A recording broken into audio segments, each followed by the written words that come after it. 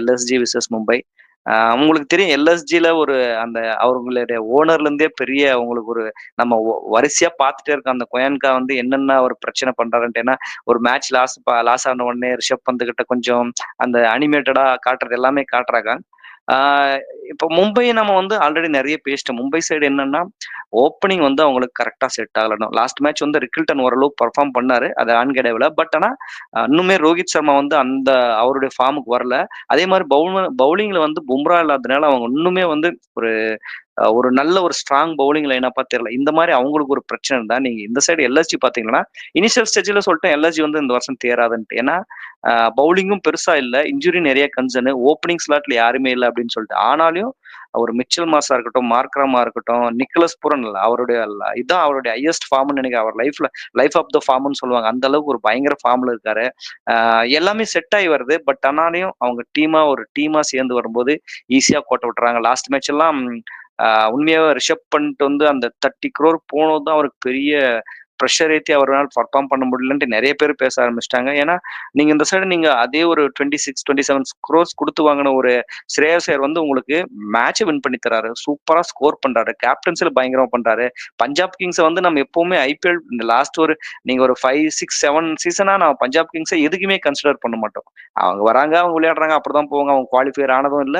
நீங்களே சொன்ன மாரி தான் லாஸ்ட் வீடியோல என்ன சொன்னீங்க. 2014க்கு அப்புறம் அவங்க இன்னும் குவாலிஃபையர் கூட போனதில்ல. ஆனா அந்த டீம் வந்து இன்னைக்கு அவங்களும் நம்ம வந்து எடுக்கும்போது ரொம்ப ஒரு மோசமான டீமா தான் நெனச்சேன். பட் ஆனா ஸ்ரேயாஸ் ஐயர் வந்து வேற லெவல் கேப்டன்ஷிப் பண்றாரு. பட் இந்த சைடு அதே ரிஷப் பந்த் வந்து ஹியூஜ் பிரஷர். ஏன்னா, அவர் டெஸ்ட்ல விளையாடுறாரு. ஓடிஐ, T20 ஒயிட் பால் டோர்னமெண்ட்ல நெறைய விளையாடுறதில்ல. அவர உட்கார வச்சே பழகிட்டாங்க. நீங்க சாம்பியன்ஸ் டிராபில கூட பார்த்தீங்கன்னா, ஒயிட் பால்ல ஒரு மேட்ச் சான்ஸ் கூட கிடைக்கல. சோ இதெல்லாம் சேர்ந்து அவர் பயங்கர இம்பாக்ட் ஆகுறனால தான் ஈவன் கேப்டன்சி அவரால சரியா பண்ண முடியல. பேட்டிங்கும் சரியா பண்ண முடியலன்னு நான் நெனைக்கிறேன். சோ இத பத்தி உங்களுடைய தாட்ஸ்? ரிஷப் பண்டோட கேப்டன்ஷிப் ஒரு பக்கம் இருந்தாலும் வந்து டீமாவே இன்னும் அவங்க வந்து செட் ஆகலன்னு எனக்கு தோணுது. ஒரு பவுலிங் வந்து நம்ம ஷர்துல் தாக்கர் ஒரு சர்ப்ரைஸா இன்க்ளூட் பண்ணியிருந்தாலும் அவரால தான் வந்து ஒரு ஃபர்ஸ்ட் மேட்ச் ரெண்டாவது மேட்ச் கொஞ்சம் பவுலிங்ல வந்து கொஞ்சம் அவங்களுக்கு ஒரு கம்பேக் மாதிரி இல்ல. ஒரு நல்ல ஒரு ஒரு பொசிஷன்ல இருந்தாங்க. அது தவிர்த்துட்டு பாத்தீங்கன்னா அவங்க கிட்ட ஒன்னும் அவ்வளவு சொல்லிக்கிற அளவு யாரும் வந்து ஒரு த்ரெட்டிங் பண்ற அளவு யாரும் பவுலர்ஸ் இல்ல. அது நம்ம இப்ப இல்ல, நம்ம ஸ்டார்டிங்ல இருந்தே பேசினது தான். என்னதான் நீங்க வந்து ஆஹ் ஆகாஷ் தீப் இவங்க எல்லாம் இருந்திருந்தா கூட வந்து அந்த அளவு இம்பாக்ட் கிரியேட் பண்ணிருப்பாங்களா அப்படின்னு கேட்டா அதுக்கு எனக்கு தெரியல. ஏன்னா ஒரு எல்லா டீம்லயுமே வந்து ஒரு ஒரு சமி மாதிரியோ அவங்க வந்து பேர் வைஸா கொஞ்சம் அது பேப்பர் வைஸா ஸ்ட்ராங்கா இருந்தாங்க. ஆனா எல்ஹெச்ல வந்து அப்பவே பேப்பர் வைஸ் கூட அந்த அளவு யாரும் சொல்லிக்கிற அளவு இல்லாம தான் இருந்துச்சு.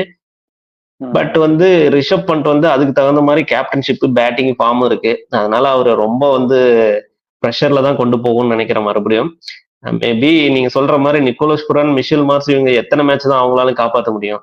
மேபி 4 மேட்ச்ல ஒரு மேட்ச் 2 மேட்ச் ஆடலாம். 4 மேட்சும் அவங்களே ஆடணும்னு எதிர்பார்க்கறது வந்து அது சரியான இது இல்லை இல்லையா? சோ கண்டிப்பா. ஏன்னா, கண்டிப்பா வந்து கன்சர்ன்ஸ் எனக்கு இருக்கு தெரிஞ்சு அவங்களுக்கு. அவருடைய அவ்ளோ ஸ்ட்ரகிள் ஆகுறதுனால மார்க்ரம் வந்து ஒரு மிடில் ஆர்டர் பேட்ஸ்மேன். நீங்க பேசாம மார்க்ரம ஒரு நம்பர் 4க்கு பண்ணிட்டு ரிஷப் பந்த் ஓப்பனிங் இறங்குனா கூட ஏன்னா அவர் டெல்லிக்கு ஆடியிருக்காரு. அப்படி கூட பண்ணலான்றது என்னுடைய தாட்ஸ். ஏன்னா நீங்க சுத்தமா ஃபார்ம்ல இல்ல. அட்லீஸ்ட் அந்த பவர் பிளே ஒரு நல்ல ஹிட்டிங் எபிலிட்டி இருக்கிறதுனால நீங்க யூஸ் பண்ணீங்கன்னா ஓரளவு ஃபார்முக்கு வருவீங்க. அதே மாரி மார்க்ரம் வந்து மிடில் ஆர்டர்ல அவங்க டீமுக்கு ஆடியிருக்காரு. ஸோ அதனால மார்க்ரம் வந்து மிடில் ஆர்டர் வந்தா கொஞ்சம் இன்னும் நல்லா இருக்கும்னு நெனைக்கிறேன். ஸோ அத பத்தி உங்க தாட்ஸ்? இது ஒர்க் அவுட் ஆகுமா? இல்ல இல்ல ரிஷப் பண்ட் வந்து இப்ப ஆல்ரெடி ஃபார்ம் அவுட்ல ப்ரெஷர்ல இருக்காரு. இன்கேஸ் வந்து நீங்க ஓப்பனிங் இறக்கி விட்டாங்கன்னா அடிக்க வேண்டிய அந்த பவர் பிளே யூட்டிலைஸ் பண்ண வேண்டிய சுச்சுவேஷனு அப்போ வந்து கண்ணா பின்னான்னு சுத்த வேண்டியதா இருக்கும். மறுபடியும் அந்த மாதிரி இப்ப சரியா போகலாம், அவருக்கு மறுபடியும் ப்ரெஷர் வந்து இன்க்ரீஸ் ஆயிட்டே தான் போகும். அவருக்கு வந்து மேபி அவர் எடுத்த முடிவெல்லாம் கரெக்ட் தான். ஆனா அந்த இடத்துல அவர் எதுக்கு ப்ரெஷர் எடுத்துக்கிறான்னு தான் தெரியல. ஒரு மிடில் ஆர்டர்ல வந்து அவங்களுக்கு ஒரு 2 பால் டாட் வச்சா கூட எதுவும் கேட்க மாட்டாங்க. ஏன்னா அடுத்தது அது வந்து கேபிட்டலைஸ் பண்ணிக்கலாம். ஆனா இது வந்து நீங்க சொல்ற மாதிரி ஓப்பனரா இறக்கி விட்டா அதை யூட்டிலைஸ் பண்ணி தான் ஆகணும். அந்த பக்கம் வந்து மிஷேல் மார்ச் கிட்ட அவருக்கும் ப்ரெஷர் ஆயிடக்கூடாது இல்லையா? சோ வந்து எனக்கு தெரிஞ்சு மார்க்ரம் வந்து ஓப்பனிங் செட் ஆகல. ஆனா அதுக்கு ரிப்ளேஸ்மெண்ட் வந்து பண்ட்ன்றது வந்து எனக்கு சரியா படல. ம். அதே மாரி நீங்க இந்த சைடு மும்பை இந்தியன்ஸ் எடுத்துக்கினா, அவங்களுக்கு வந்து என்ன பிரச்சனைன்னா, அதே ஓப்பனிங் தான். ஏன்னா இப்பவே கடுமையான விமர்சனம் ரோஹித் சர்மா மேல சரியா இருக்கு. ஏன்னா, நீங்க ஒரு லாஸ்ட் ஒரு 5, 6 சீசனாவே பார்த்தீங்கன்னா, அவருடைய பேட்டிங் வந்து ரொம்ப புவரா தான் இருக்குது. அவர் மேலும் அவர் வந்து லெஜெண்ட் அதெல்லாம் நம்ம அக்செப்ட் பண்ணிக்கணும். ஒரு பிரான்சைஸா அவங்க ஒரு அந்த மாரி பார்க்கும்போது ஒரு பிரான்சைஸ் கிரிக்கெட் அப்படின்னு பார்க்கும்போது, அவங்க கண்டிப்பா கன்சர்ன் இருக்கும். ஏன்னா, கன்டினியூஸா ஒரு என்னதான் ஸ்டாண்டர்ட் பிளேயரா இருந்தாலும், ஓப்பனிங் சரியா பண்ணாதனால நெறைய மேட்ச் தோக்குறாங்க. ஏன்னா லாஸ்ட் மேட்ச் வந்து ஒரு டீசென்ட்டான ஸ்கோர ரொம்ப ஈஸியா சேஸ் பண்ணிட்டாங்க. ஆனா, ஒரு நல்ல மேட்ச்சா ஒரு பேட்டிங் லைனப் அந்த மாரி டீம் கிட்ட மாட்டிட்டா கண்டிப்பா ஏன்னா கொல்கத்தா நைட் ரைடர்ஸ் வந்து எப்பவுமே மும்பைக்கு அகைன்ஸ்டா சரியா பண்ணதில்ல. அதே வான்கடவுல இன்னும் சரியா பண்ணதே கிடையாது. ஸோ அப்படி இருக்கும்போது வின் பண்ணிட்டாங்க. வான்கடவுல அவங்களுக்கு ஒரு வின் கிடைச்சது பெரிய ஒரு அப்படியே அவங்களுக்கு ஒரு பூஸ்டப்பா இருக்கும். பட் எல்எஸ்ஜி கூட இந்த ஏதாவது சேஞ்சஸ் இருக்கும். இல்ல ரோஹித் சர்மா 1 ஆர் 2 மேட்ச் உட்கார வைப்பாங்களா? இல்ல நம்ம சொன்ன மாரி வில் ஜாக்ஸும், ரிக்கல்டனும் ஓப்பனர் எங்கிட்ட மிடில் ஆடுறது ட்ரை பண்ணுவாங்களா? எப்படி போவாங்கன்னு நினைக்கிறீங்க? ஸோ மும்பை இந்தியன்ஸோட ஸ்ட்ராங் அண்ட் வீக்னஸ்னா என்ன சொல்லுவீங்க? இல்ல ரோஹித் சர்மா வந்து நம்ம பெருசா வந்து கன்சிடர் பண்ண தேவையில்ல. ஏன்னா அவரு ஒரு டீம்ல இருக்காருன்னாவே நமக்கு ஒரு பாசிட்டிவ் தான். அந்த அளவு தான் வந்து ம். அவருடைய பேட்டிங் வந்து அவர் 4 மேட்ச்ல 1 மேட்ச் பெர்ஃபார்ம் பண்ணா கூட போதும். அவருடைய அந்த இம்பாக்ட் வந்து கண்டிப்பா இருக்கும். சரியா படல ம். இப்போ ஃபர்ஸ்ட் 2, 3 மேட்சஸ்ன்னும் போது நம்ம வருத்தப்பட தேவையில்ல. அந்த அளவு வந்து பேட்டிங் டெப்த் இருக்கு. அவங்க வந்து ரோஹித் சர்மா ஃபார்ம பத்தி அவங்க பெருசா கன்சர்ன் ஆக மாட்டாங்கன்னு தான் தோணுது. ஏன்னா ரோஹித் சர்மா ம். வந்து அவர் ஒரு சாம்பியன் பிளேயர். அவருக்கு வந்து எப்ப எப்ப வந்து அவர் ஃபார்முக்கு வருவாரு, அப்புறம் வந்து எப்படி ம். வந்து அவருடைய ஆட்டம் இருக்கும்னு சொல்லிட்டு நமக்கு நல்லாவே தெரியும். அவரு அதோட இல்லாம ம். அவர் இம்பாக்ட் பிளேயர மட்டும் தான் யூஸ் பண்றாங்கன்னும் போது வந்து அவரு ஆடுனா போதும். ஆடுனாலே ஏதோ ஒண்ணு பண்ணணும். டீம்ல இருக்கணும் அப்படின்னு தான் நினைக்கிறாங்க அவங்க. சோ உட்கார வைக்கிறதுக்கு எனக்கு ம். தெரிஞ்சு டவுட் தான். மத்தபடி ம். பிளேயிங் லெவல்ல வந்து மேபி லாஸ்ட் வந்த அதே டீம் தான் எடுத்துன்னு போவாங்கன்னு நினைக்கிறேன். ஏன்னா ஒரு நல்ல ஒரு வின் கிடைச்சுச்சு அவங்களுக்கு வான்கடேல. சோ ம். லக்னோன்ற போது கொஞ்சம் பெரிய கிரவுண்டா இருக்கும். ஈவன் தோ வந்து அது அவங்க அந்த அந்த அளவு எல்எஸ்சி கிட்ட ஒரு பயப்பட மாட்டாங்கன்னு தோணுது. ம். ஸோ ப்ரெடிக்ஷன்னா நாளைக்கு ப்ரெடிக்ஷன்னா யார சொல்லுவீங்க?